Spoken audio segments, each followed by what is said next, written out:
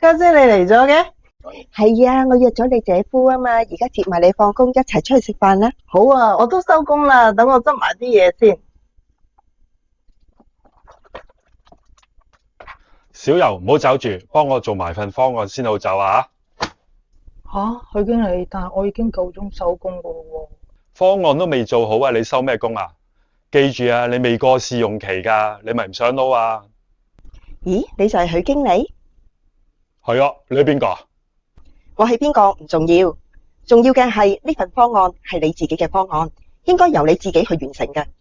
點解你會叫下屬開 OT 幫你做嘅？關你咩事啊？你係邊個啊？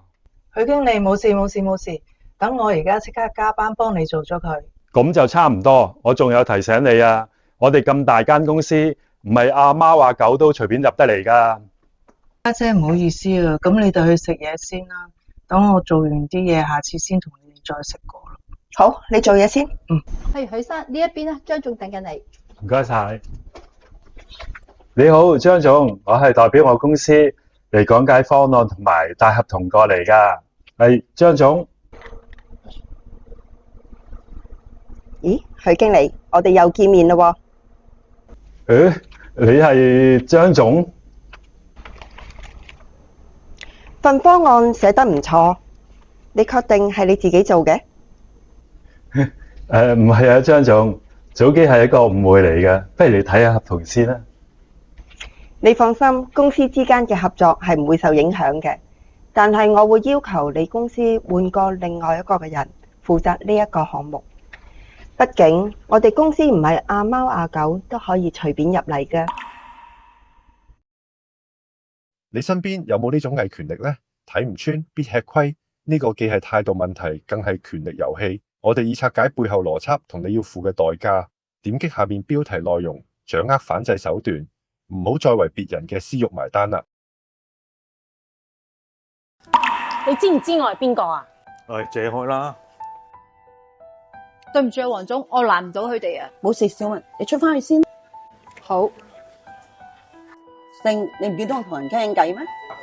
家姐，我心急，想商量下我哋分家嘅事啫。咁不如我出翻去先啦。唔好意思啊，張總。冇事。唔好意思。係啊，家姐，我哋啱啱結咗婚，你話呢個家係咪應該要分呢？係啊，家姐，邊有結咗婚嘅人啊唔分家噶？得，你想點分啊？家姐，你生意做得咁大，咁啊鄉下間屋同埋塊地應該俾晒你啊！哎呀，睇下你家姐對你幾好啊！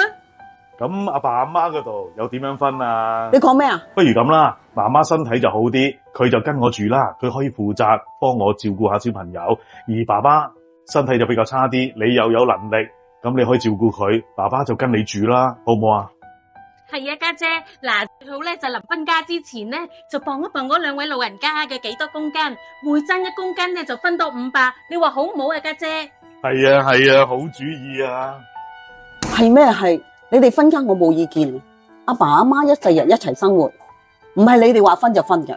係啊，家姐，我哋啱啱結完婚，邊度有錢喎？又唔係好似你咁有錢。好啊，你哋要錢啊嘛，卡裏邊有100萬，你攞去啊！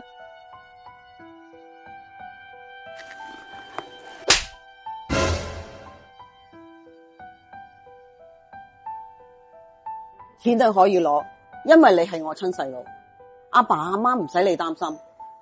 由細到大佢養我，而家由我養佢終老，真係估唔到我哋屋企出咗你呢隻咁嘅白眼狼。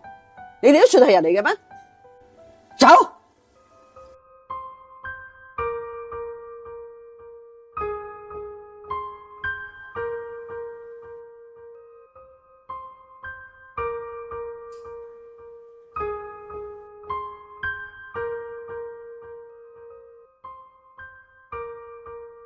畜生！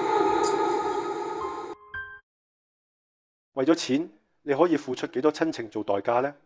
呢樣唔單止係屋企事，更加係一個關乎將來嘅危險邏輯。我哋以深度拆解背後嘅因果，撳下邊連結睇清楚，唔好俾自己屋企都陷入同樣嘅困境。